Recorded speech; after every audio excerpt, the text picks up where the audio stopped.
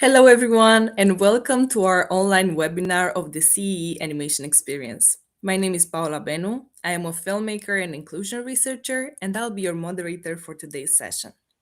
It is my great pleasure to introduce our speaker, Ligia Soare, co-founder of Animest International Animation Film Festival, audiovisual translation, and a lot of festival management. Her current focus is bringing the joy of cinema closer to as many people as possible. Today, we'll look into how accessibility for blind and deaf audiences can transform not only how films are experienced, but also how they are creatively made. Before we begin, I would also like to thank our partners for their financial support: Creative Europe Media, the Czech Audiovisual Fund, the Ministry of Culture, and the Audiovisual Producers Association in Czech Republic. If you have any questions during the session, please feel free to leave them in the comments and we'll get back to them at the end. Now, let's get started. Ligia, the floor is yours. Hello, and thank you very much. Thank you, Paula, for the introduction. And thank you, CE, for bringing this topic close to your community. I hope this hour will bring you lots of useful information. It's a really vast topic. Today we are going to cover some of it, and then I hope it will leave a lot of space for thought, if not for questions, right after my presentation. So I'd like to talk about something that is often treated as a technical afterthought, and it's still too rarely part of the filmmaking conversation, even if in reality it is a creative decision.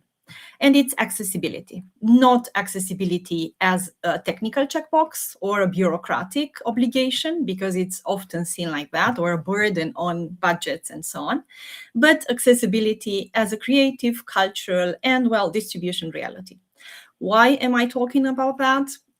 Today I'm bringing my perspective as an audiovisual translator, but also as a film festival organizer and accessibility coordinator. So indeed, I'm wearing several hats. My newest one being that of accessibility. But what I'm going to present today is based on my experience in these various roles and on several ideas gathered from fellow translators and festival organizers, from my work with producers and with distributors. But, well, what do we mean by accessibility? It's basically the possibility of people to live independently and fully participate in all aspects of life. It's not a definition that I invented. It's actually Article 9 of the United Nations Convention on the Rights of Persons with Disabilities, 2006. But let's narrow it down to cinema. Accessibility will be the possibility for everyone to fully enjoy your film. And I'm talking about really everyone. It's a huge word. Still, we can do things so that we reach closer and closer to this everyone. And we will look at what happens to your film when it is prepared for audiences with a variety of sensory abilities, mainly hearing and vision, and why filmmakers, producers, distributors, festival programmers, and cinema managers all have a role to play. Because once your film enters accessibility workflow, it becomes something slightly new, slightly different, maybe from what you thought it would be. And you deserve to know what that really means. Well, accessibility is a creative layer. And if you set this into your minds, everything will be a bit easier. It's not actually an add-on. In many production workflows, accessibility arrives late, often after your film is finished, so to say. But in reality, accessibility introduces a new creative layer. So your film does not finish there. It finishes when accessibility is added or is over. When your film becomes accessible, it may be audio described, subtitles in a descriptive way, what was used to be called SDH, subtitles for deaf and hard of hearing audiences, translated or adapted, sign language interpretation is added, then maybe audio introduction, voiceover, dubbing, and so on. I'm just focusing on some of them today to make things easier, and I'm going to focus on the tools that we most often use when we talk about accessibilizing a film. So accessibility is not actually a technical export file. It's part of your storytelling. These processes shape how your film is understood, perceived, and felt by the audience. And filmmakers yet are rarely invited into this process, and I think this should not be the case. Now, audio description, because I'm going to start with this one. It's one of the most widely used tools when we talk about accessibility. It actually turns images into narrative. Basically, audio description will be the verbal version of the visual. It translates visual information into words for blind and partially sighted viewers, and not only. There's not enough space today to talk about why not only, but I'm going to, pinpoint here and there why accessibility is not actually for the blind, for the deaf, for very limited categories, so to say, and what we normally call disabled or people with disabilities. It's actually for really everybody. It's not mechanical transcription. So AD is interpretive storytelling. The audio describer must take decisions, such as which visual details are narratively essential, because you cannot cover everything that happens in the picture. What is the emotional tone? What are, should description be poetic, neutral, suspenseful, restrained? Should certain visual information be revealed immediately or held back for suspense, for example? And I'm not talking about good or bad AD, about the qualities of the describer or the voice talent or the sound editor. I'm just talking about the varieties of audio description that can be done. To do this, the whole package well, describers need materials from the filmmaker, because otherwise they will just take guesses. And what we need, a final script or the dialogue list of the film, the complete one, character names and spelling, visual references, glossaries of fictional or cultural references, director's notes on tone and intention, clean files of the film, if possible, like the versions for dubbing. All these, without all these, what the describer does is interprets and unintentionally shifts the meaning, not because the interpreter didn't know or didn't do their job well, but just because they didn't have all the necessary materials at hand, or because they simply did not know the intention or did not guess the intention of the filmmaker. So, dear filmmakers, provide these materials in, because this is a way to protect your artistic intent. Later on in my presentation, I'm going to put them in a list on a different slide so that you have them at hand when you really want to take accessibility of your film a bit further. And here I'm going to show two pictures to focus a bit on elements which might not be in the focus of this describer because, for example, they don't know they will be necessarily there. For example, you might think that here the central character needs to be described. Of course, it's the most obvious element in this screening, which is a still from a Romanian film, The New Year That Never Came, a famous Romanian film. But there are so many other elements which are very important because this film focuses on a particular historical moment of Romanian recent history. And if people don't know, describers, maybe not Romanian, but from elsewhere, don't know that those elements are really important, like those flags and what's written on those boards, like the way people were the types of clothing and so on. If they don't know these, they will maybe skip them, and the whole film, the message of the film, is not going to be well transmitted in an audio description context. Then I'm bringing another still photo from a very different film. This is an animated film, a feature. And here, when you describe, what would you describe first? Probably the girl, because the light is on her. But then there are so many other elements which are just as important.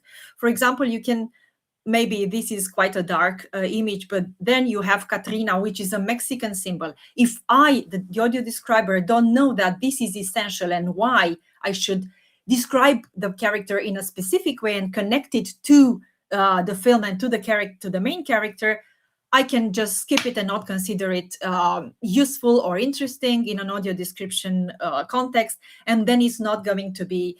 But here I might think, did the filmmaker want me to focus on, for example, the eyes of the fictional character there or not, or some other elements in the picture? So if you put it in your package, which travels with the film when you send it to festivals, for example, or to distributors, this is going to make everybody's job easier, and the message that that you transmit as a filmmaker will actually be reflected in the cinema on the big screen.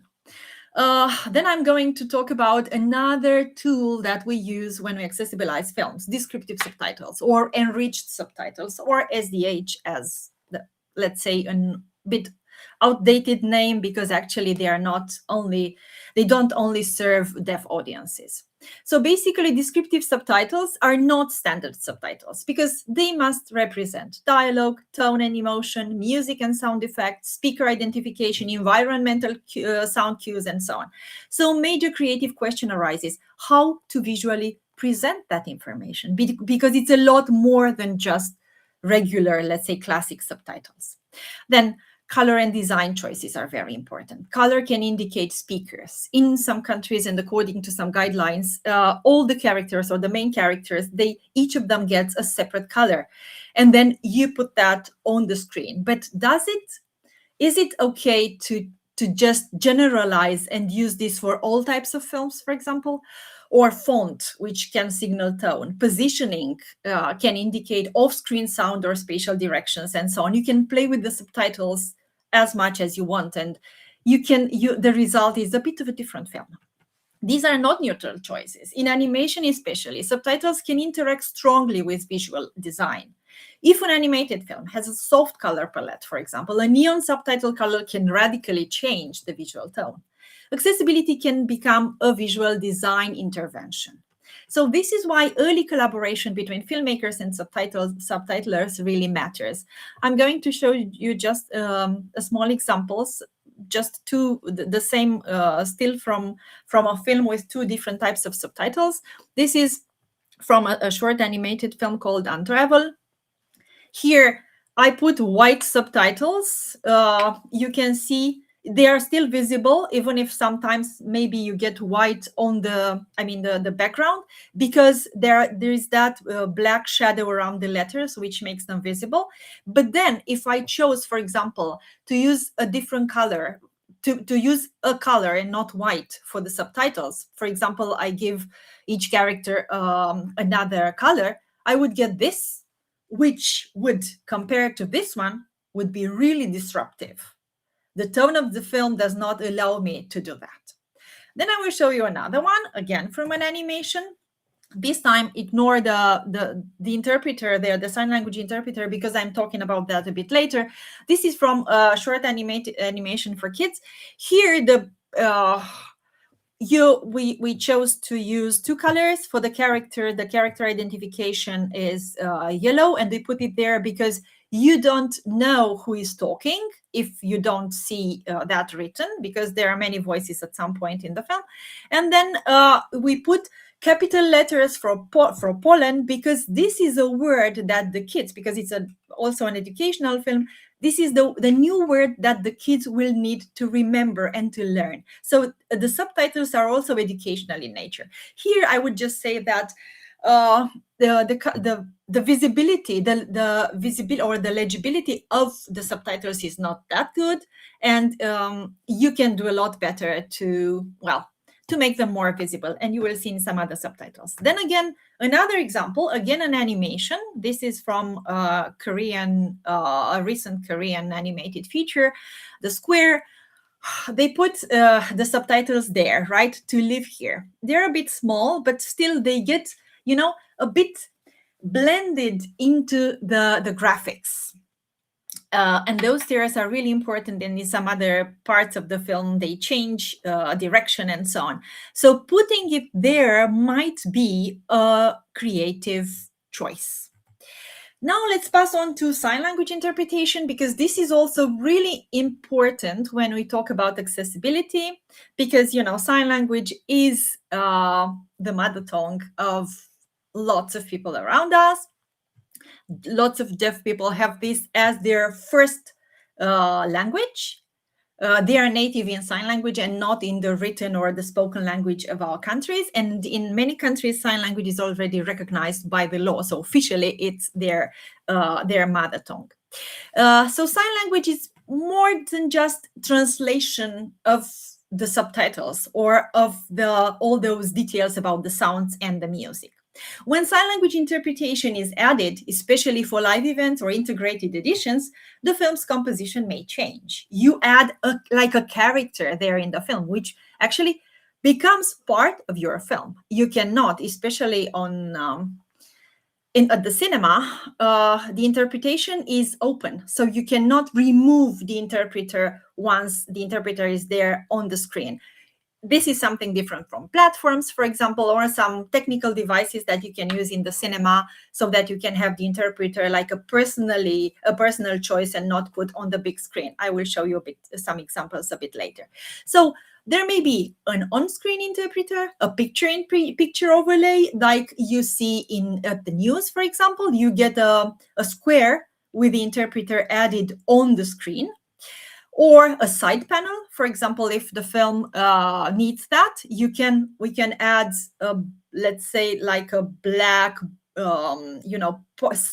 like a continuation of the screen where we put the interpreter and not on the actual film. Or you fully integrate creative signing and you play with the interpreter or interpreters, because you might have more than one on the screen. And this, again, is really a creative choice, which does not work for all the films. So this physically alters the framing, composition, and sometimes even the pacing of the film. So for visually precise films, this matters. For minimalistic films, it matters. For horror or atmospheric films, it really matters. For animation, it matters deeply. The light of the interpreter is also very important, because good lighting and lighting correction are often necessary so that the interpreter is not too bright, for example.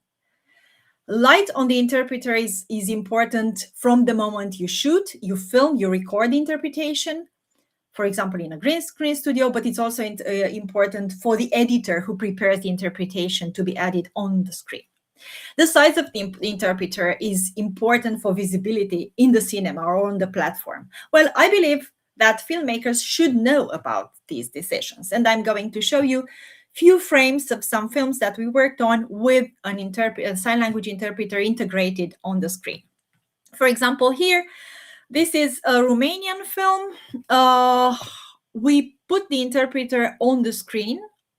Maybe it's not the best choice because the screen is not as wide as, well, you could, I mean, in some films with some other size of the screen and choice of the size of the screen, the interpreter would have a better position. But here, at least, the interpreter does not cover a character. I would say here that the legibility of the subtitles is very low, so something needs to be done. For example, you put a cassette, which can be black or dark gray, for example, behind the subtitles, and they are more visible. Or maybe you make the shadows around the letters more like thicker, and it's more visible. Then what do we do here, for example? Because this is an animated film, it's a puppet animation. A black box, for example, behind the letters, so putting the subtitles on the black box would have hidden the hand of the main character, the finger. So that would not have been a good choice. And a good choice maybe would have been, in this case, to put the subtitles up on the screen, so because there is some space above the head of the mother who is in the background, and that would be visible without hiding the hand of the main character, which here is really important. Then another example. This is from Little Amelie, the recent animated feature. Here, what we opted for in the whole film actually was to put the subtitles in white and to mark everything else in yellow.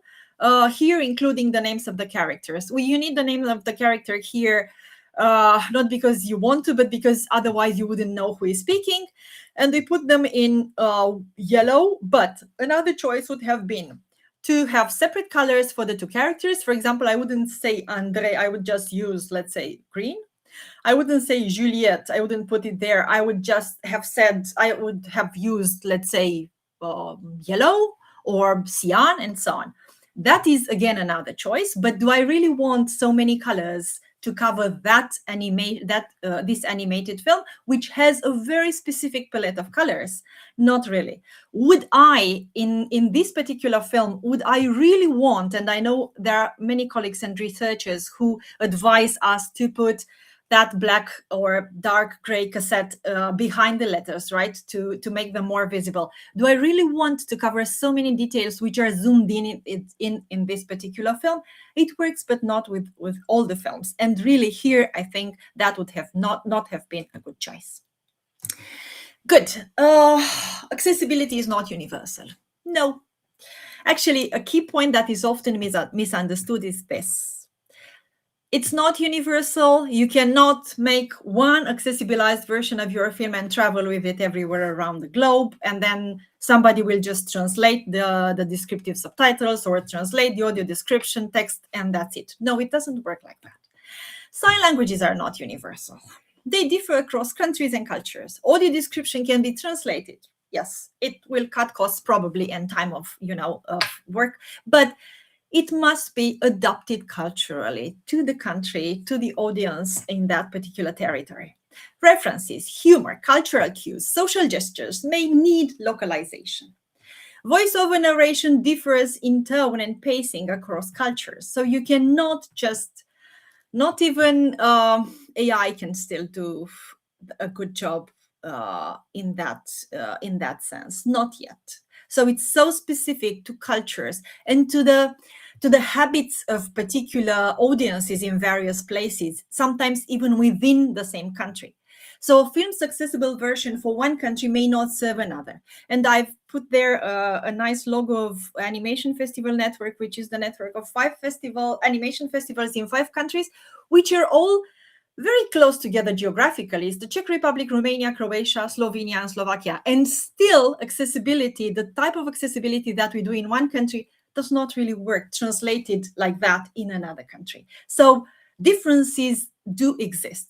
So, for example, in the same country, if I prepare sign language for Romanian deaf people, and I go to Transylvania and I show it to the kids from the Hungarian ethnics in Cluj-Napoca, for example, there is a deaf school of a Hungarian deaf school in Cluj. That Romanian sign language on screen will not be useful for them. So you see, it really, really depends on the type of audience or the audience who is going to enjoy your film. So actually, sometimes not even in the same family do they need the same type of accessibility, because each person is unique and needs are specific. So what is the solution? Hopefully technology will help us offer more versions of the same accessibility product tailored in different ways, so that each person chooses whatever suits them better. And I can see this being possible on online platforms faster than in cinemas, for example, or other physical spaces, because it's going to be just your choice of what type of subtitles do I want, what do I really want the interpreter there, or can I remove the interpreter? It doesn't have to be, burnt in. Do I need bigger subtitles, or do I really want to try a very creative subtitling system where the subtitles appear all over the screen? Because for some people this is just too much, they don't want that. So I would not like to impose a certain type of accessibility, but I would really love to give the audience the choice to a variety of tools and methods applied to the very same film, but to this, so that they can use it according to their specific needs, which can be permanent or temporary, because sometimes I might need descriptive subtitles, or because, for example, I'm in a place where there is a lot of noise and I cannot turn the volume on, or just because I would really want that type of subtitles, but maybe a few minutes later or tomorrow I want to continue, but without the descriptive version. Okay.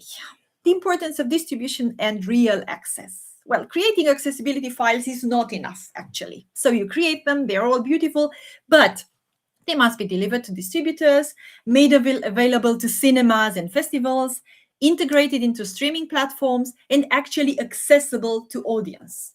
which means the distributors must carry and supply accessible versions. Cinemas must know that they exist.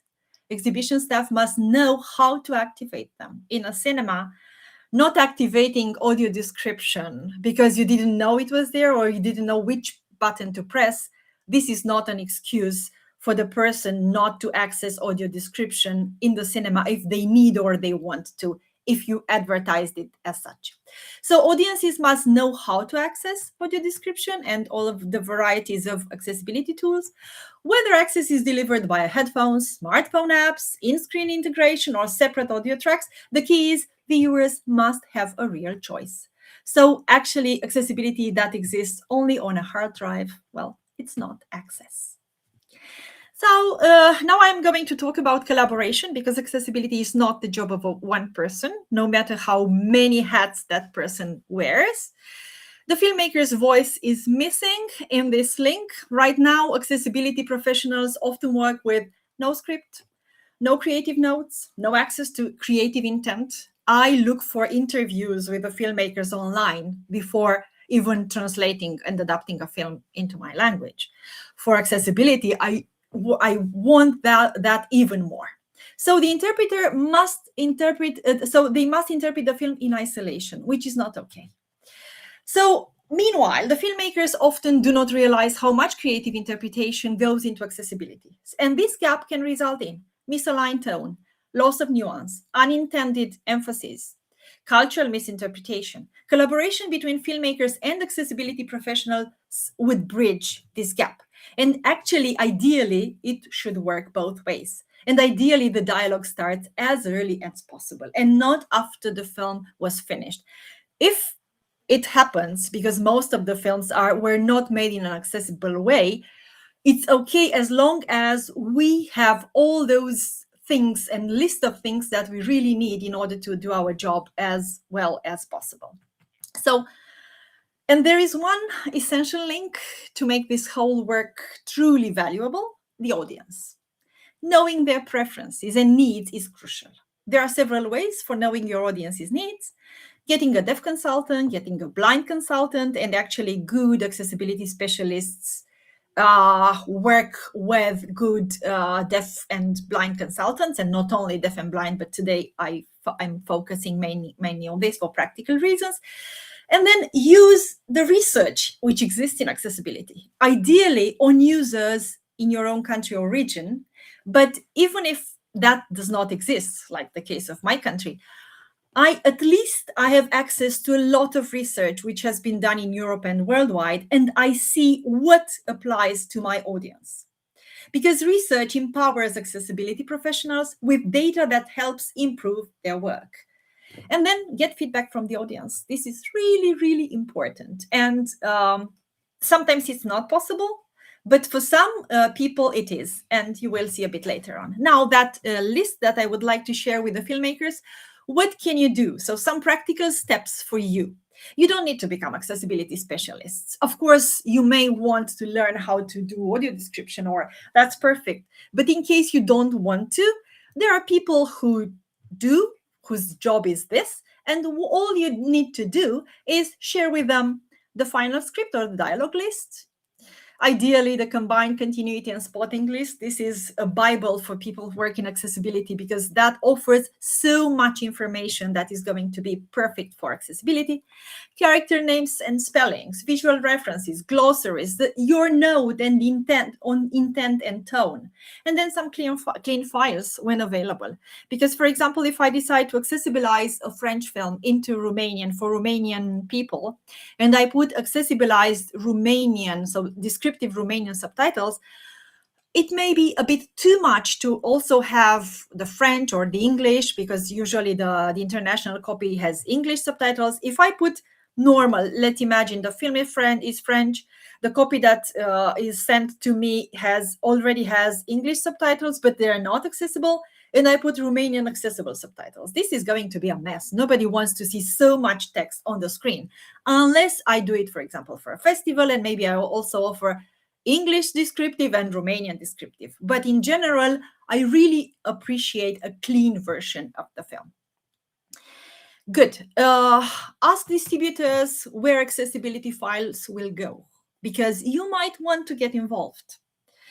A short conversation can prevent long-term misinterpretation. That accessibilized copy with some mistakes or things that you didn't want to be there will go online and it will stay there. You cannot, I mean, it's so hard to change a copy which is already online that it's way better to fix things before it gets there. Now talking to my colleagues, for example, very recently, an experienced audio describer and audio description trainer, Ross Chalmers, she left a comment when I posted about this presentation, and she said, in my experience, it always helps to have contact with the creatives, whichever sphere you're working in, and aim for early on in the creative process. That way, you can tell them about the limitations of AD, for example.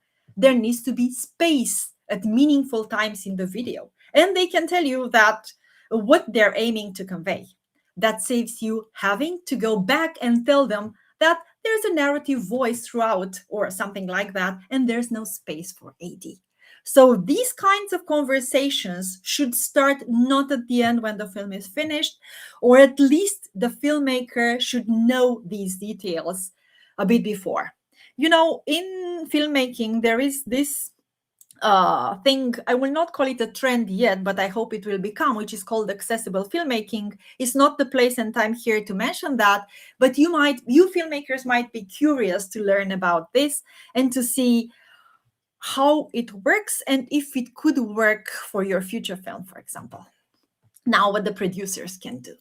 Producers, because they have responsibilities too, include accessibility in early budgets. Commission high quality audio description and subtitles, not low cost placeholders. Coordinate with creative teams. Ensure deliverables are part of the production workflow. And I would say at least this, ensure that the deliverables are all there. And think about accessibility as part of your film and not something to fix the film, which is not your job, because, the distributor will handle it or the festival will handle it. They will, but do you really want to leave this very important thing into their hands and not have a say, something to say about it? Now, what distributors can do, because distributors can also have an important role to play in that. Ensure that accessible versions are delivered to cinemas and platforms. Track availability of audio description, subtitles, and sign language versions. Promote accessible screenings as part of marketing, because this will bring you more audience. Not just deaf and blind people or neurodivergent or whatever type of accessibility you thought, but a lot more audiences will come just because your film also has that version, also has, for example, your, let's say, Romanian films gets Romanian subtitles, even if it's totally spoken into Romanian and you think it doesn't make sense to put Romanian there on screen. It does for a lot of people. And it's not, I'm not even talking about the descriptive version of the Romanian dialogues. I'm purely talking about the transcript of the dialogues of your film in the language of the film. So what we call intralingual subtitles in the same language. Put it there on the screen or make it available even if you think it's not important, because so many people will consider it very important. Then inform festivals. If your film goes to a festival, inform them about accessible versions. Work with festivals, especially for new films, because this is a huge problem. So the film is very new, very recent, and the festival maybe shows it like the first screening in that country is the festival. What kind of accessibility can the festival work on if they don't even have clean film, or they don't even have a DCP without a KDM? These are big questions which make the festival's job a bit impossible.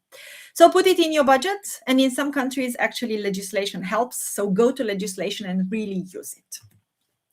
What festivals and cinemas can do: request accessibility materials during submission and include accessibility in your budget. In some countries, festivals are promoters of accessible culture, especially where accessibility cultural accessibility and cinema accessibility is not that widespread, and there are so many countries in this situation.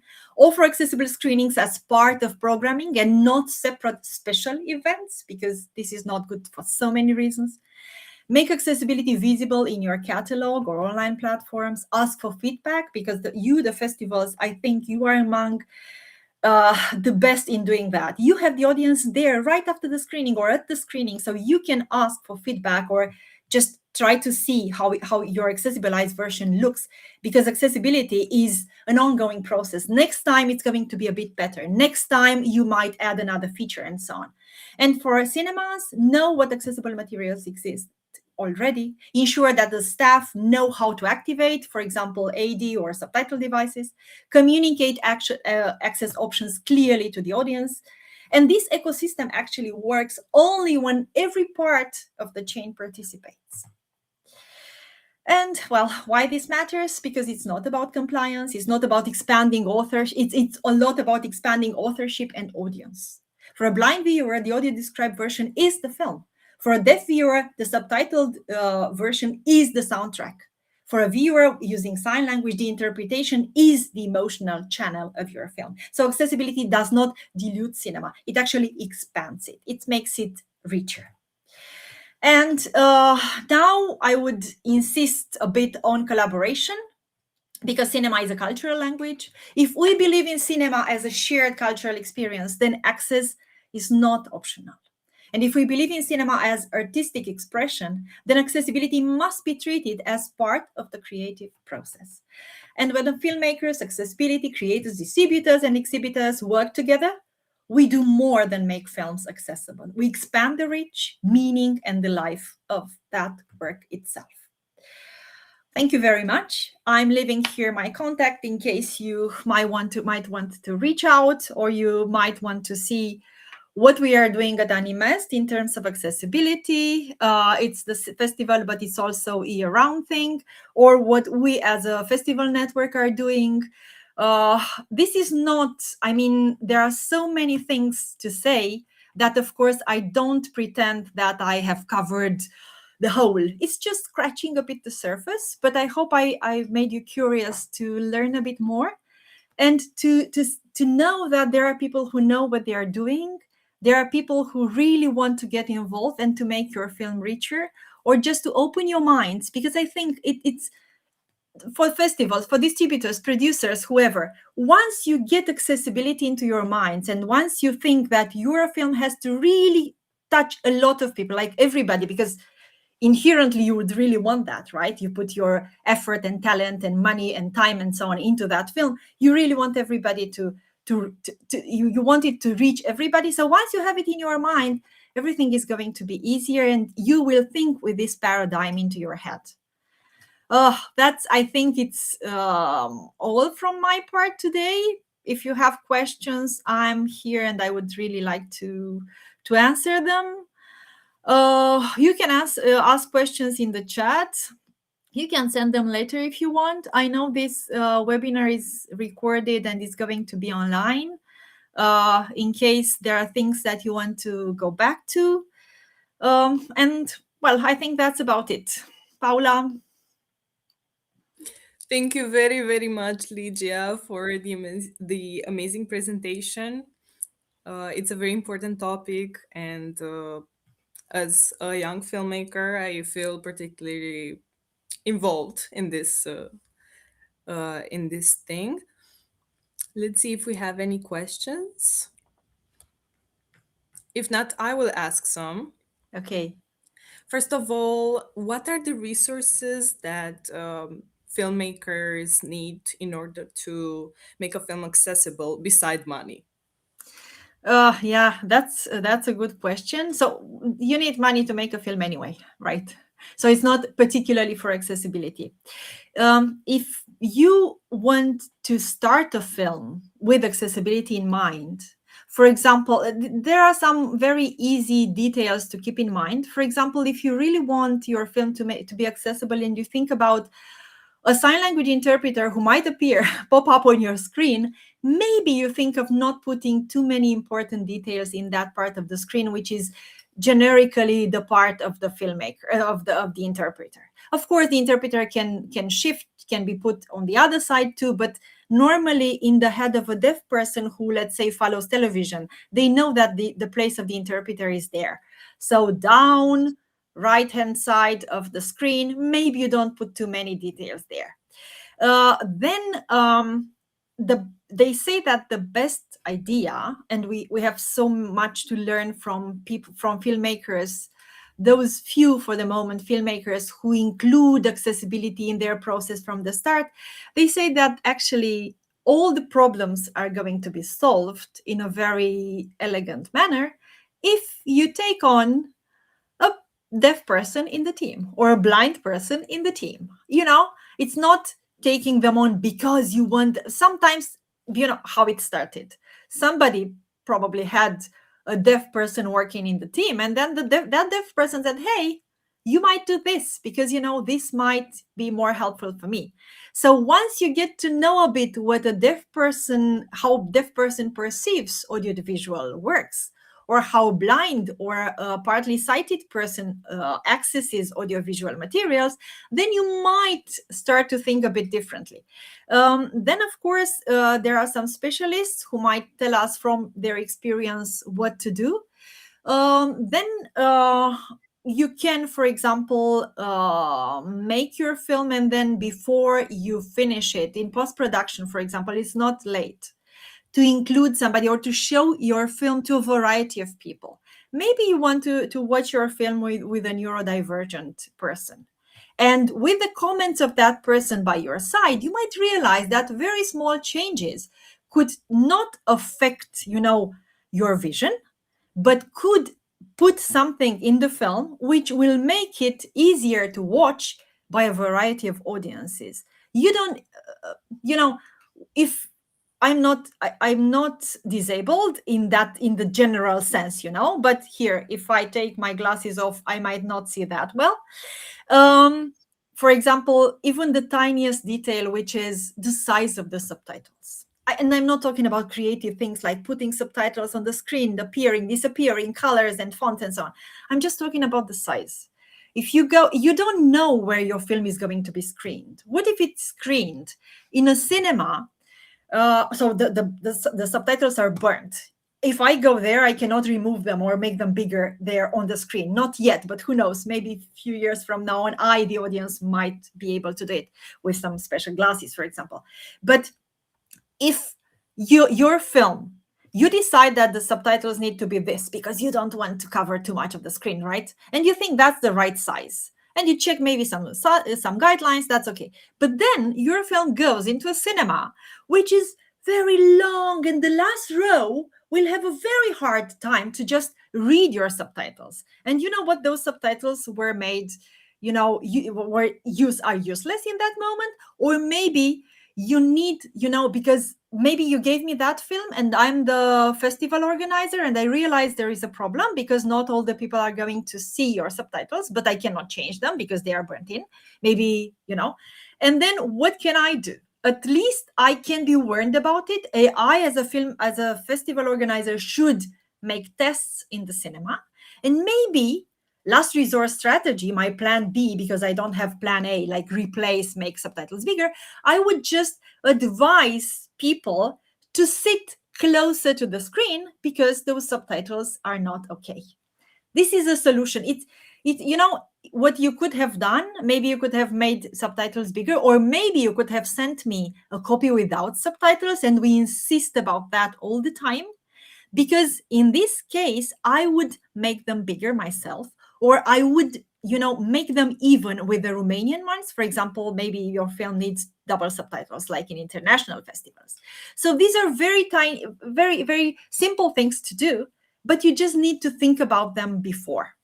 Accessible filmmaking, I know there are some books now where you could learn. Those few specialists, I'm sure they would love to hear your voice, to get you can get in contact and then just, hey, hi, this is my film, maybe we can talk about it, or maybe you can have an idea about that. But again, this is not something that the filmmakers are really aware of for the moment. I see. Thank you, Ligia. Another question, because I think you already covered throughout the presentation that accessibility is not only for a small segment of people. Can Mhm. you tell us a little bit more about that? Yeah, when we accessibilize films, and in general, the idea of accessibility is or used to be very linked to disability.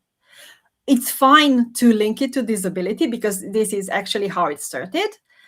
For example, if you prepare descriptive subtitles, you have deaf audience in mind. But deafness is a huge thing. It's an umbrella. It's a spectrum. People can be deaf and know sign language, or maybe can be deaf and not know sign language, or maybe can be deaf and come from another country and not the country where they live right then. So or maybe there are people, for example, who would love to know more about those sounds because this is an enhanced version of watching the film. And I know it's particularly, I think it's widespread among teenagers who just watch films with descriptive subtitles just like that. This is regular subtitles for many teenagers. And I asked because I was curious, but why are you watching that with descriptive subtitles? And the answer was, it's enhancing my view. I mean, or this is something I've always done. But imagine that a person, let's say a foreigner who tries to fit into a country, let's say a migrant, who needs to work in your country. For example, I'm taking the case of a Ukrainian migrant having to live in Romania, deaf or not, and they go to the cinema and they want to watch a film with a Romanian film. Hearing Romanian is important, but they're Romanian. Listening to Romanian is not very easy for them. So they would love that support of those subtitles, which are there to accompany their, hearing and seeing, reading at the same time. Then audio description, because, well, we might think it's only for the blind. They need that because otherwise, a film is audio visual, right? So if I take the visual out, because my ability to watch a film is not like the regular, let's say, ability, what am I left with? With the audio. So how about the people who can still see very well and still they need audio description? Well, some of them have a hard time to focus on the film. But when I accessibilize, when I put audio description to a film, it's very different from when I subtitle or when I watch without AD in mind. Because I pay attention to a lot of details and I try to explain myself why those details are there. For many audiences, the person who tells them to focus on this and that detail, which otherwise would be invisible for their mind in that moment or in general, this is very important. And then something else. For example, we had a French film, and we decided to put audio description to it. But it was not, we didn't have a dubbed copy because the film does not have a local distributor in Romania. So the audio description had two things, two voices. One of them was the narrator who was telling us what's going on. So basically, you say for the blind, so to say. And another voice was actually voicing the subtitles, interpreting the characters because you didn't have the dub version. And when you hear everything, you need the two things. You need the description in your language, in Romanian in our case, and also the voices in Romanian. And so we ended up with this hybrid thing, right? Two voices for the same film. And in the cinema, there were young kids who came to watch the film. They didn't know French, but they couldn't read subtitles either because they were too young. And the film was French, and we really wanted them to watch the film, and the teachers also wanted that. So what was the solution? The teacher suggested, and then I realized, gosh, this is really nice. So I prepared the subtitles for the blind, but the AD for the blind, but actually those headsets were used by all the kids who couldn't read subtitles because in the headsets we had the voice of the characters in Romanian. So, there are so many things. We think we prepare accessibility for some categories because we unavoidably put people in categories because you use those tools for those specific categories of people or communities, but actually it's for a lot more people, so the same products having a variety of keys to access it might be or may be used for a lot more people than we actually think.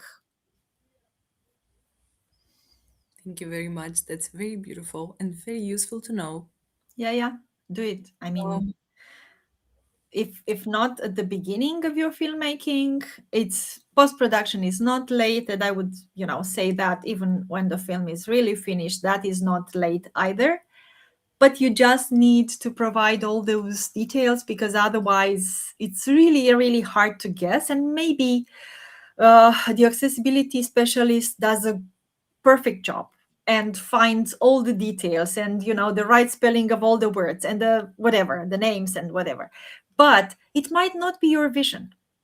Maybe once you watch the film with the accessibility tools in place, you'll realize it's not what you wanted to communicate. And well, you missed the chance to for me to hear your voice, and it's, if you really think about that package which needs to accompany your film, just like a press kit accompanies your film when you distribute it or when you show it in a festival and so on, then it makes everybody's life easier. Because accessibility specialists don't, or and translators in general, don't have access to your email, just to pop an email and just ask you about it. And I'm not saying they should. Sometimes there is not even time to do this ping pong of emails with a filmmaker. It's because sometimes things need to be prepared very quickly. Or maybe I think I will contact the distributor first, and maybe the distributor will contact the producer, and maybe the producer might think it's okay to contact the filmmaker, and so on. So there is a huge chain with so many gaps that finally I will not have access to the creator. And sometimes I don't have time to do it, or maybe I don't want to, but I really need to know their voice and not look for like crazy, Google their interviews on YouTube in case I might hear them pronounce the name of a character, so that the voice talent knows how to pronounce that, and maybe in the film you cannot hear it, or maybe you cannot hear it correctly, and so on. There are so many instances where you are, the accessibility specialist, are blind and deaf when you shouldn't, because you are the eyes and the ears of further audiences, so this can be fixed very easily if you just know that the audiences of your film are way larger than you traditionally think they are. do you think any some films are more are harder to make accessible than others, or would you say Yeah, it's basically you should be able to accessibilize any film, because well, it was made, it's an audio visual thing. You add something, right? You if you want, you fix it in a way, because there are so many tools that you can use. But some are easier, I would say, not impossible, but I would say some are easier to accessibilize than others. But it depends on many things. Sometimes, for example, when there is a very rapid pace of the film with a lot of words, like my colleague was saying, a voiceover or a narrator permanently speaking, and I don't have time, because if I put the voice of the description on top of the voice of the narrator, this is horrible, because well, you need to hear one voice at a time at least, and I cannot even cover relevant, very important noises which has a narrative value. I need to put that before the noise happens, so that the person knows what's going to happen, and not after that, right? So if I don't have that particular place there to put the description, I need to find other ways of doing it. For example, I need to put a lot of things at the beginning. Before the first character or the first narrative sound with a narrative value starts, I need to explain a lot of things, which may be fine, but do I really want, I mean, do I really require from the audience to remember all those details and to just use the details that I put 1 hour ago when the film started and to fit them into wherever it was necessary, but I couldn't put them there because there was too much film, there were too many voices, there was the narrator all the time, and so on. I cannot. So sometimes from that point of view, those films are harder to accessibilize, and actually there is a compromise. So I put it at the beginning maybe because I don't have time to say, or I just put the seeds here and there whenever there was no need to put those details, but I know that there's going to be a moment when I need the details but I don't have the space to do it. And then it's very strange for example, for the person who can see and who listens to audio description and they say, why is she telling me this? Because this is not relevant for the scene. It's not, but I put the detail there because then I will not have the space to put it, right? Or for example, there are films which are very dense, so a lot of things happening, and I cannot place the interpreter when on the screen, the sign language interpreter, because I would cover lots of things happening and which are very important. What do I do then?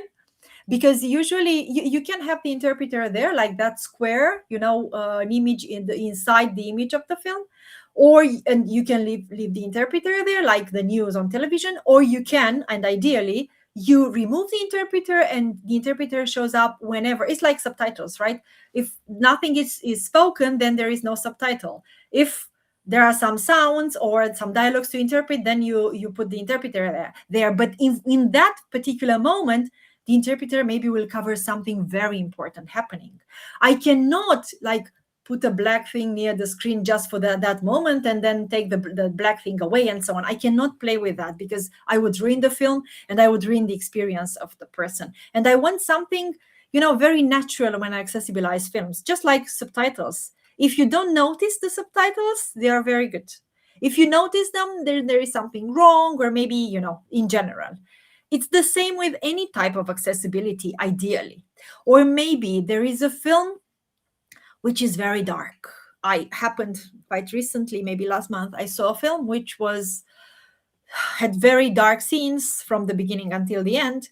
There was a sign language interpreter doing embedded on the screen, and not all the time, but the interpreter was there when necessary. But the light on the face and the hands of the interpreter, because sign language works like this. It's the hands and the mimics, the face are just equally important. So when you interpret for the deaf audiences and you use sign language, your hands and your face need to be visible. One sign is made up of the two things. Very, very important. So if I put a lot of light on the face of the interpreter, because the face needs to be visible, and that film is very dark, and I pop the interpreter there with a lot of light, this is really disturbing for the audience. And this is, I think you would hate to see your film like that, and you're saying, no, what's this? So what can be done? Paying more, not you shouldn't change the light of your film. I mean, no, but I should pay attention to what type of accessibility I apply to the light on the face of the interpreter. Or maybe, and then the editor has a harder job to do and more to work on in order to make that film accessible. Then the size of the interpreter is also very important. And we tried various sizes because, guidelines are one thing and reality is sometimes a different thing. I knew the size more or less because there are some people and some countries with a long tradition into that. And we were just starting from zero with sign language on the screen some 2-3 years ago. So what I finally did, because my editor said, but the interpreter is so big. The interpreter is covering a lot from the film. And he knew what he was saying, but I, on my side, also knew. And I said, the supreme test will be in the cinema. Let's go there. He said, the interpreter is as big as you. Yes, but the character in the film is bigger. So I go to the cinema and make a test and see how big is big. when you have that online, and when you can play with the interpreter size, like you play with the subtitle size, that would be awesome. Because if I really want, because maybe I really need to focus more on the signs, and maybe I don't care about the subtitles, I just cannot follow the film without the interpreter, and this is the case of many people, then I just make the interpreter bigger, and I know that I'm going to cover a lot more. But or for different cinemas, it's not that big, is not going to be big enough. So what do I do? How many versions of an accessible film I make? Because in general, when an accessibility specialist works, they make a general, let's say, uh, version which works for everybody, they say. It's not, actually, it's not working for everybody, and this is why we should be very open to all the technical things that are happening now. And because I think in accessibility now things are going really fast, like in so many other domains, and we should use all those possibilities just to make versions so that the audience chooses and not us, not even I as a filmmaker, right? So you make your subtitles as big as you want, or maybe you decide to have colors for each character, but there is also one generic version which is by default white, or whatever color you choose for that particular film. So uh, a variety of possibilities, being open to a lot of of versions, and just being aware that each person is different, and the needs of people, let's say blind or deaf people, are just as various as of a person who is not blind, or is not deaf, or is not neurodivergent, or whatever. It's a lot to cover, actually. It's not about covering everything. Again, it's just about opening our minds a bit towards things which are not given, which we don't see around us. Because still, I think in many countries, accessible cinema is not visible. It's for some films, very few films, and selecting which films get accessible and which don't is another topic again in itself. It's just being aware of a variety of needs, specific needs and not special, individual needs, and just keeping the quality high, just like with everything. If you put a lot of time and money and effort into your film to look good, think about putting the same time and effort and maybe money into your film to have good subtitles, to have good SDH, to have good audio description, to have a good interpretation on the screen. Because of course it's important to just have some accessibility on some films. It's better than nothing, probably, but it's very important how. And then, some audiences are very critical and very, their voice is loud, and I encourage them to be like that. But maybe for some people it's like, oh my gosh, I did wrong, and they were so loud there online talking about the bad job that I did with whatever accessibility tool. Just take it as a lesson and a step forward, because there is no right or wrong accessibility. I think it's good and bad accessibility, that's for sure. But it's not one fits all. With one deaf person, for example, they would say, oh, fantastic subtitles, I didn't even need the sign language, I just focused on the subtitles and on everything was great. And some others would say, yeah, but I think there were so many things happening and you didn't tell me, about all the noises there. Or somebody would say, but I saw them speaking a lot and the subtitles, were very restricted, because maybe you adapted them for some other kinds of audiences.